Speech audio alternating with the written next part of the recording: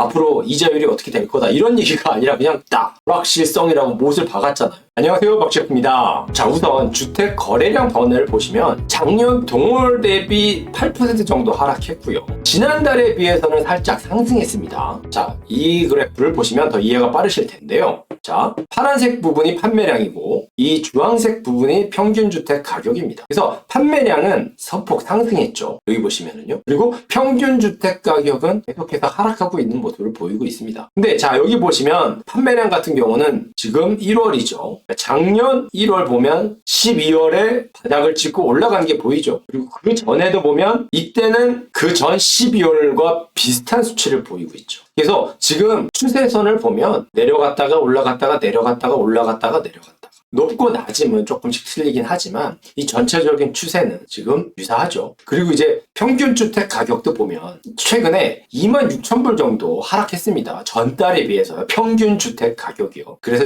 작년 10월에 28,000불 상승하고 11월에 거의 30,000불 정도 하락하고 12월에는 39,000불 정도 하락했죠. 그리고 이번 1월에 26,000불 정도 추가 하락했습니다. 그래서 하락했는데 자, 과거로 잠깐 돌아가 보면 작년 1월이 요 지점입니다. 그리고 재작년 1월이 요 지점이죠. 그래서 지금 불확실성이 굉장히 큰 경제 상황이긴 합니다만 일단 광역 토론토 주택시장의 통계 수치만 놓고 볼 때는 일정한 사이클 안에 들어가 있는 모습을 확인할 수 있죠. 그래서 이 과거의 추세대로 움직인다면 봄 시장에 2월에는 판매량도 조금 더 올라갈 수도 있고 평균 주택 가격도 얼마나 상승할지는 모르겠지만 상승할 가능성이 높죠. 물론 가봐야 알겠지만. 그리고 이 그래프에서는 2017년에서 2025년까지의 평균 주택 가격의 동향을 볼 수 있는데 자, 2022년이 지나면서 한번 크게 하락했고 올랐다가 떨어졌다를 계속 반복하고 있는데 간격이 점점 줄어들고 있는 모습을 보여드리고 있죠. 그러면서 120만 불, 100만 불 사이에서 간격이 좁혀지고 있는 모습입니다.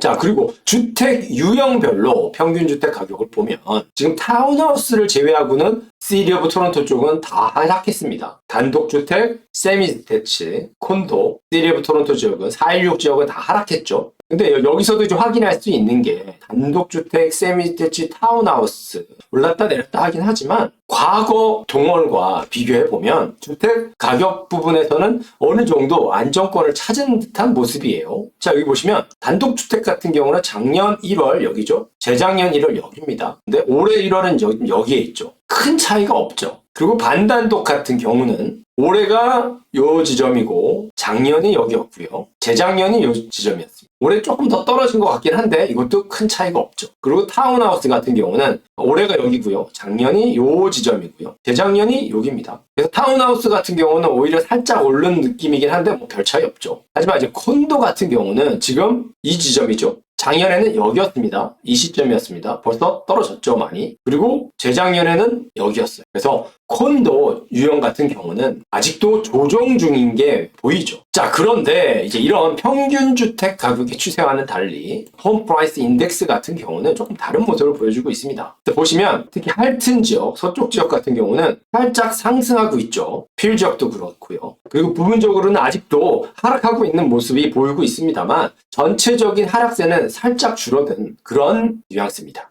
자, 그런데 신규 매물량 변화를 살펴보면 다가올 봄 시장이 회복이 될 수 있을까 하는 의문이 좀 듭니다. 자, 여기 보시면 신규 매물이 상승했죠. 1월에.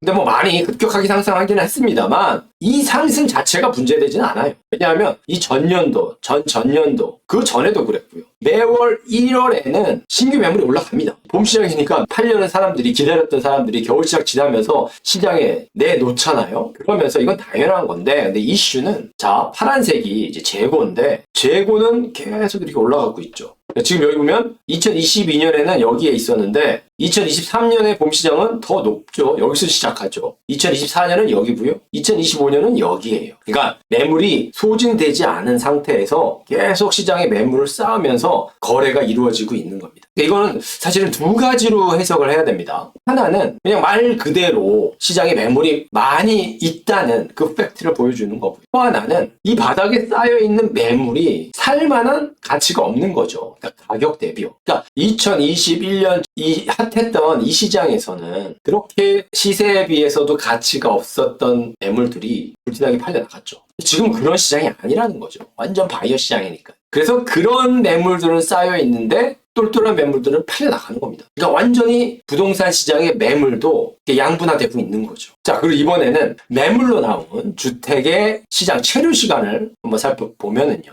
자, 지난달이 56일이었는데 지금 55일이에요. 살짝 감소하긴 했죠. 근데 작년과 재작년에 비교하면 굉장히 높죠. 작년만 해도 54였다가 37로 떨어지죠. 그리고 재작년 같은 경우는 자 1월에 44에서 41로 조금 떨어졌다가 그 다음에 33으로 확 떨어지죠. 그러니까 아직 이제 1월이기 때문에 이제 2월은 다 가봐야 알겠죠. 그렇긴 하지만 지금 워낙 높은 위치에 있고 그리고 1월에 시작했는데 이제 경제적인 불확실성이 워낙 크다 보니까 다 지금 눈치 보고 있는 거죠. 관망하고 있는 겁니다. 그렇다 보니까 아직 더 지켜보자는 추세인 거죠. 충분히 그럴 수 있죠. 그래야 하고요. 그래서 통계 수치상으로는 지금 시장에 별 움직임이 없는 상태예요. 자, 그리고 지역별 SNLR 변화량을 보면 자, 바이어 시장인지 셀러 시장인지 어느 쪽에 더 가까운지를 간단하게 볼 수 있는 수치인데 지금 이 위에서 80%에서 쭉 내려왔습니다. 올라갔다가 내려갔다 올라갔다 하면서 지지난달에 살짝 그 가을 시장에 작년 가을에 살짝 올라가는 모습을 보이다가 다시 꺾였어요. 완만하게. 그래서 지금 40%까지 도달했습니다. 40%면 완전히 바이어 시장이에요. 그래서 지금 이 밑으로 내려갈 수도 있죠. 근데 이제 내려갈 데가 별로 없는 겁니다. 그래서 이 흐름이 더 내려가냐 더 올라가냐 지금 이게 중요한 건 아니고요. 이 그래프 상에서는요. 여기서는 지금 시장은 완전히 바이어 마켓이다. 그리고 2월이 돼 가봐야 알겠지만 1월까지는 아직 바이어 시장으로 더 들어가고 있었다. 이거죠. 그게 팩트입니다. 자, 그래서 지난 영상은 미국의 25% 관세 부과를 중심으로 그리고 이번 영상은 최근 광역 토론토 부동산 거래 현황 자료들을 중심으로 분석해봤습니다. 불확실성이 가중되고 있고 거래 현황 수치들은 오르락 내리락 하는 모습입니다. 그래서 지금 많은 사람들이 관망을 하고 있는 게 지금의 시장이죠.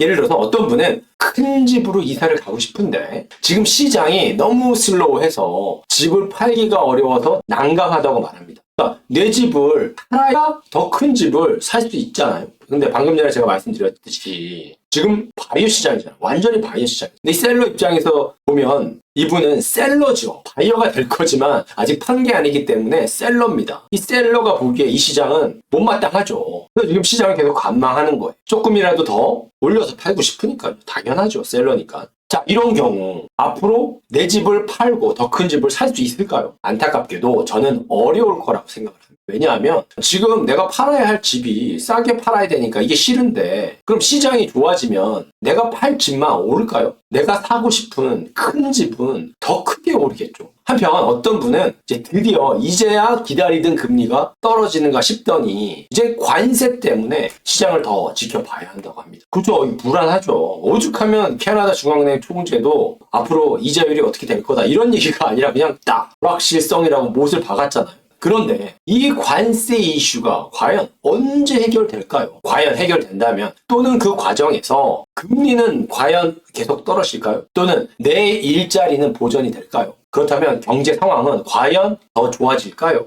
반면에 한국에서 자금을 가져오셔야 하는 분들은 환율 때문에 지금 꼼짝도 못하는 상황입니다. 그죠? 특히 주택 구입을 위해서 가져와야 하는 자금이라면 아무래도 볼륨이 있다 보니까 환율이 조금만 높아도 손해가 커지죠. 하지만 과연 환율이 언제 떨어질까요? 언젠가 떨어지면 금리와 다른 경제 상황은 지금부터 좋을까요? 지금 당장 집을 사라, 팔아라 라고 말하는 것이 아닙니다. 적어도 제 유튜브 채널을 계속 시청해주신 분들은 아실 거예요. 제가 무슨 말씀을 드리는 건지. 관망할 때는 해야 합니다. 게다가 지금은 경제 환경의 불확실성이 너무 큰 시점이기 때문에 관망을 통해서 시장의 흐름을 파악하는 선행작업은 필수입니다. 다만 투자자도 아니고 돈을 많이 빌려야 되는 것도 아니고 생애 첫 집의 구입이 개인의 라이프 사이클 흐름상에서 꼭 필요한 시점인데 이 주변의 불확실성에 계속해서 귀중한 기회비용을 지불하고 계신 분들도 생각이 나서 드리는 말입니다. 원하는 것은 관망하다가 흐지부지 되어도 별 문제될 것이 없습니다. 하지만 필요한 것은 준비를 잘 해서 관망이 아니라 잘 관찰하다가 행동을 해야 얻을 수 있습니다. 이건 필요한 거잖아요. 그냥 원하는 게 아니라. 하지만 모두 다른 환경과 개인 사정이 있습니다. 그래서 결국은 스스로의 선택에 달려 있는 거죠. 여러분의 선택을 존중합니다. 이 영상의 편집을 마무리하는 시점에 짐 로저스의 최근 인터뷰를 접했는데요. 이번 영상의 내용을 간략하게 요약하는 측면이 있어서 마지막에 공유해 드립니다. Do not listen to me, do not listen to other people. Stay with what you know. I want to repeat. Hot chips will bankrupt you. 네, 간단한 말 같지만 굉장히 임팩트가 있죠.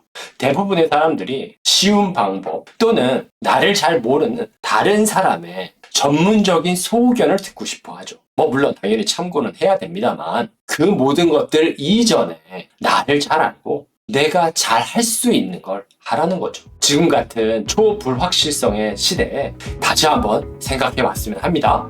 네, 오늘은 여기까지만 하겠습니다. 지금까지의 영상이 도움이 되셨다면 좋아요, 구독, 알람 버튼 부탁드립니다. 지금까지 박셰프였습니다. 감사합니다.